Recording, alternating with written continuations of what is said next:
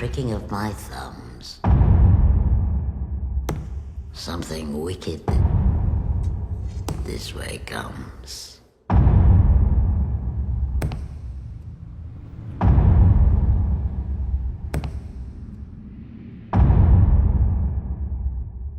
Hi, my name is Gil Robertson, president of the African American Film Critics Association.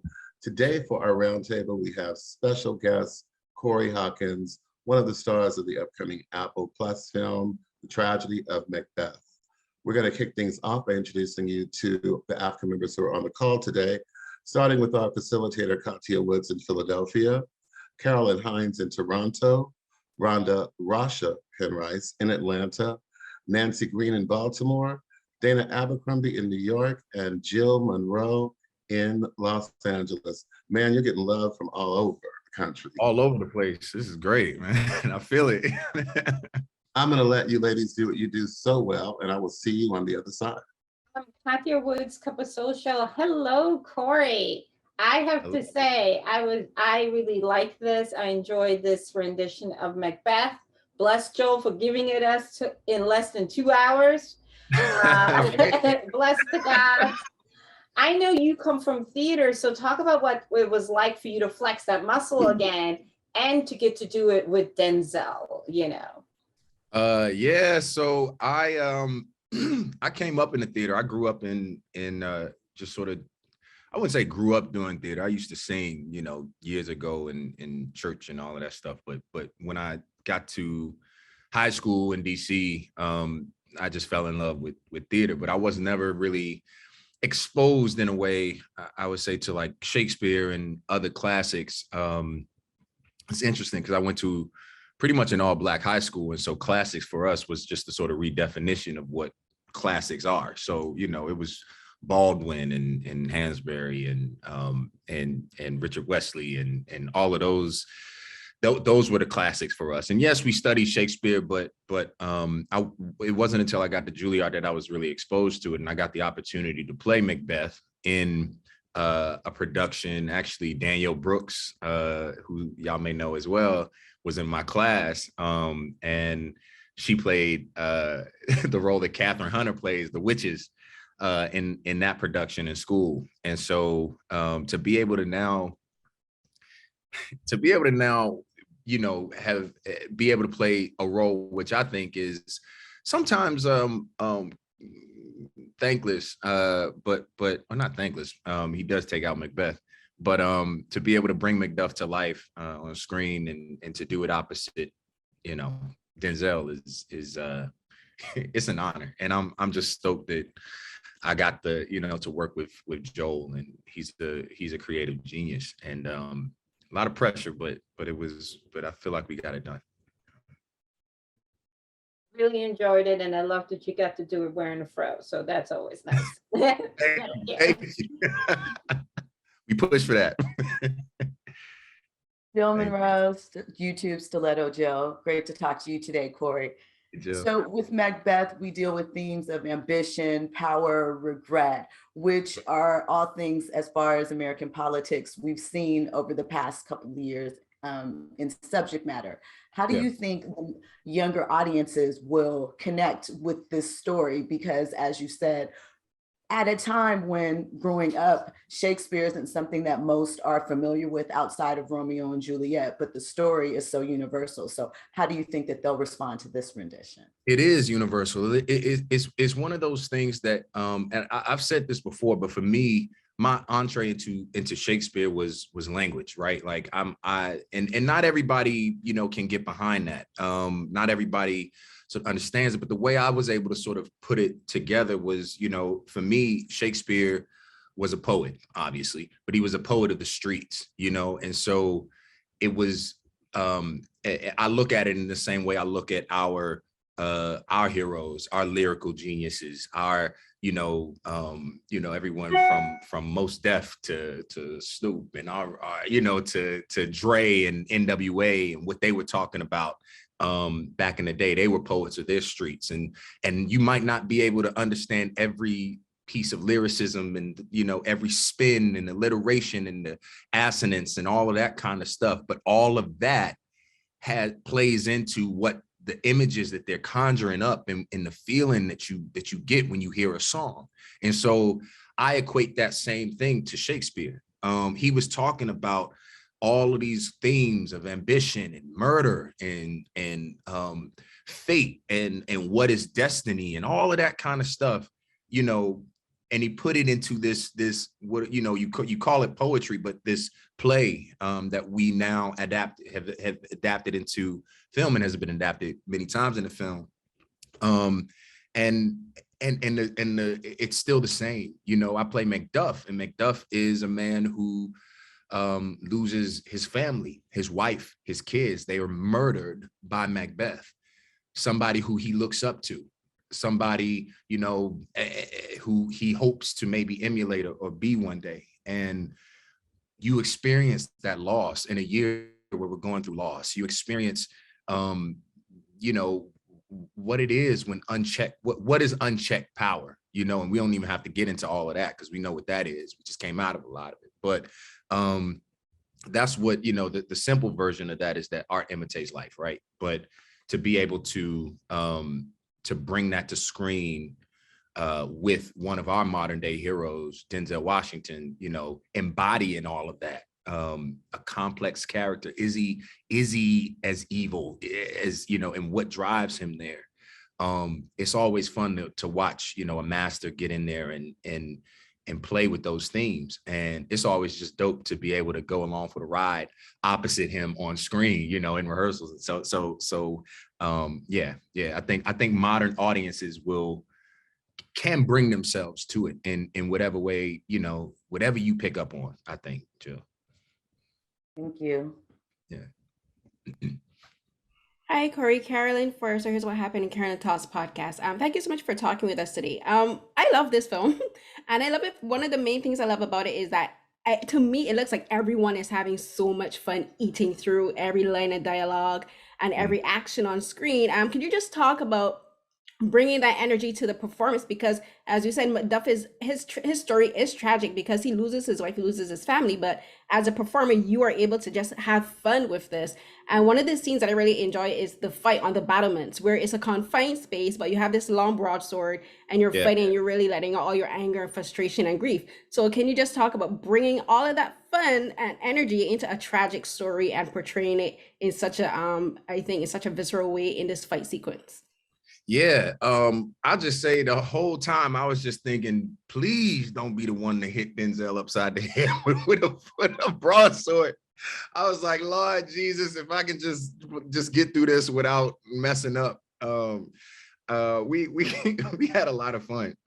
Actually beating through the thing. The brilliance of Joel Cohen is that Joel is everything is storyboarded, everything is well executed, planned in advance, and then it allows you to get there on the day and fly. You know, you can get there and then all of a sudden if you feel something or there's impulse, you can just sort of change it up. And you know, went through it with the stunt guys, the stunt team, incredible stunt team who Joel's been working with for years as well. And we just got up there and played. And it's interesting because we beat through the fight like almost in the same way that you beat through a script, right? Or you beat through a scene. Like what are they? You have this confine of the parapet up there, and so that changes the whole dynamic of these guys with these huge broadswords. It isn't all swashbuckler sort of stuff. It's messy. It's messy, and almost as messy as the themes of this movie. Almost as messy as their relationship. You know, Macbeth and Macduff.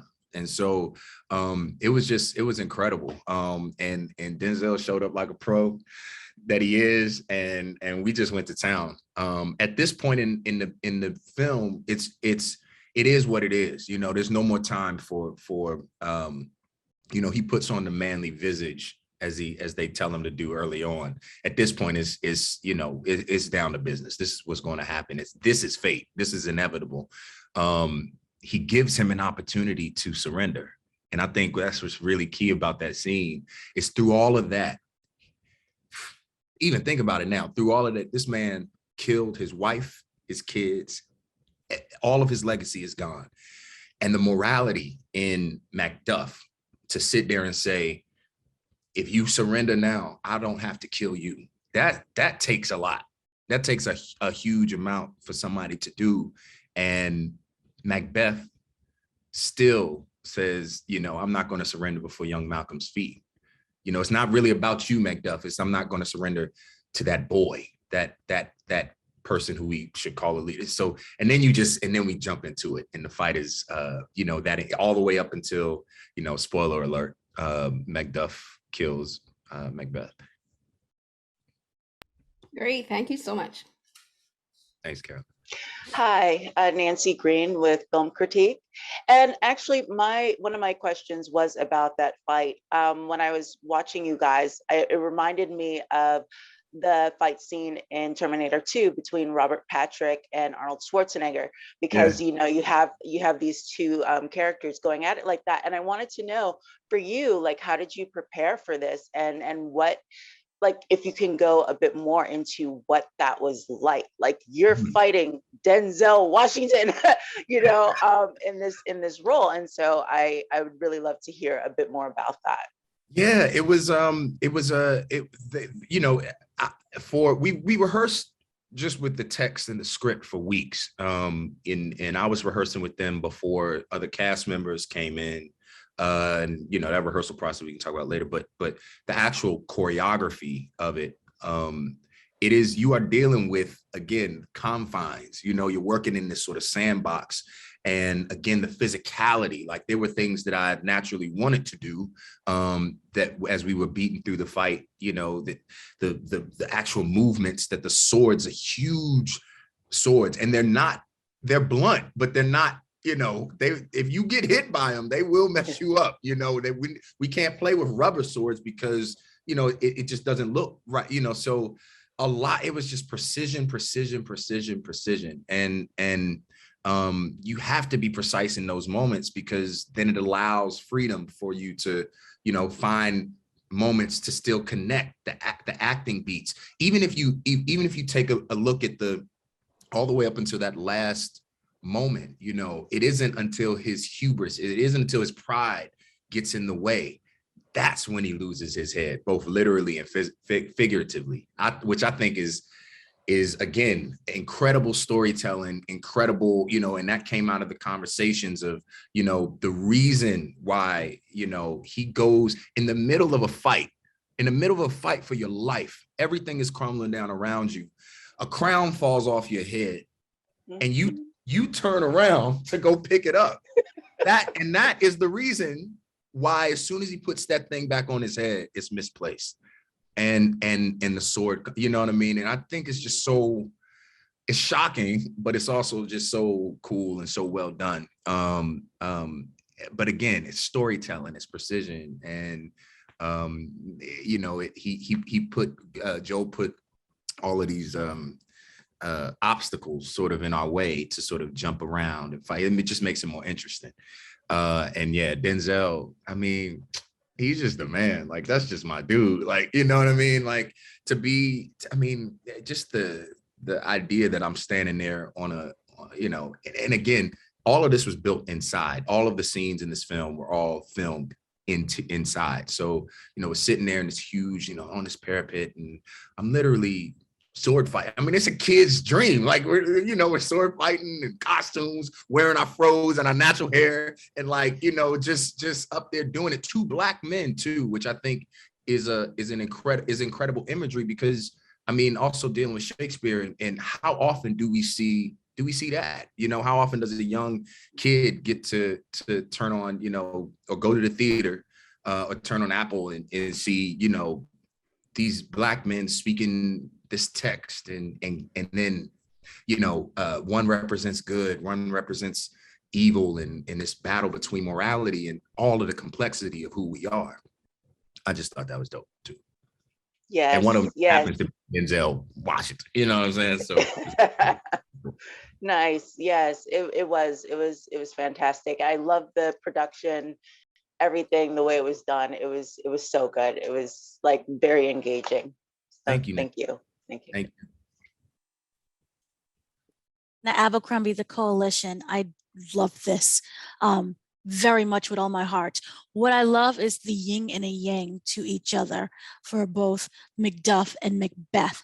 I was wondering, either during the rehearsal process or even just in conversation, there was a lot about how how your realities are vastly different and your thought process are vastly different, especially when it comes to what it takes to be a man and the ethical approach to everything. Can you talk about the diving into the text? I don't know, was it a collaborative effort, and how you approach that yin and yangness? Oh yeah, that's a great question. That for me was was a huge reason why I just loved the idea of taking on this role. The yin and yang, right? Like we are not a monolith. We could, I think that, I say that Macbeth and Macduff are two sides of the same coin, and Macduff can easily, and who knows, could this, if there was a sequel, if Shakespeare wrote a sequel, what happens to Macduff now that he doesn't have children? He doesn't have a legacy. Now that he, this man who is built with this incredible moral compass. In the scene in the forest where he finds out that he loses his family, the scene can be, usually done with a bunch of bluster and rage and fire, and that is all equally valid in finding out this information. But for me, I looked at the text, and we looked at the text, and it was like, this man is sitting there trying not to face reality, trying not to admit to the reality that the man who he looks up to, and Denzel and I talked about this too, just in terms of like, his career and me looking up to him and him being a mentor, and to imagine the unimaginable, the unthinkable. The fact that he has to ask Ross over and over, my wife, my chickens, all of my chickens, he says yes, but my wife, they killed my, you know what I mean? Like he's not willing to go there. He doesn't want to go there. And because he can't imagine that somebody would do something like that. There's a scene right before he finds out this news where he's walking in the forest with Malcolm. And it's usually sometimes cut out of the play, sometimes it isn't, but he goes and he's trying to find out if Malcolm, played by Harry Melling, is fit enough to lead his country. That's why he leaves. He makes a sacrifice to leave his family to go and ask and find out if this king is fit to lead. And he finds out that, Malcolm tells him that he's a sinner, he's done this, he's done that, he's a murderer. Like, he says all these horrible things, and Macduff finally says, you have no moral compass. And so therefore you cannot be our king, you cannot lead us. And I think there's something just incredibly, like you said, that yin and yang. I mean, these two guys come from they're both warriors, they're both fighters, men of this era, but there's something about Macduff that fragility, I think, is okay to show, and that there's another side to him, to these warriors, to these career, warriors. So anyways, I think it was just something to highlight, and we just kept playing with it and like dialing it in and dialing it up, and seeing how far we could go, to this end and that end. And it was just I think we found a good balance, because ultimately they meet, and what ends up winning out is good. The good ends up always coming out on top. Thank you so much. Okay, Corey, now that you done one Christmas. Now what you say? Now that you done one Christmas. Is there something you can share that you were dying to discuss with Denzel about the craft that you got to get an answer to? We had a lot of conversation. I've known him before this, so we've spoken just in terms of the work and process and craft for prior to getting the opportunity to work together. So for me, this was just an experiment in finally, you know, being there and watching him lead by example. And all I can say is, like, you know, we all know his work, you know, and we all know, but to watch what goes into that process, to watch somebody at his career, he doesn't have to do it. He doesn't have to do it. He could stop today. He won't, by the way, he'll tell you that firsthand. But he could stop today and will still be lauded as one of the greatest artists of our time. But I got to know the man. Like, that's what was more important for me, was just that he's in a place now where I think he is mentoring and sort of passing the baton. And it's crazy because people are like, you know, you feel like he's, you know, passing the baton. And I'm like, Denzel been passing the baton since, you know, great debaters to Journey and Denzel Whitaker and Nate. And, you know, he's passing the baton. He passed it to Chadwick with Howard and Michael B. and Shantae and his son. And you know what I mean? And now me and Moses are here, and he's, you know, sort of continuing it. There's many batons to pass, you know what I mean? And I just love that he's now in a place that he's able to do that. I mean, he's a spiritual man, and I'm a spiritual man. And just to be able to sit with him and talk about that, not to get into the details of what we talk about, but, you know,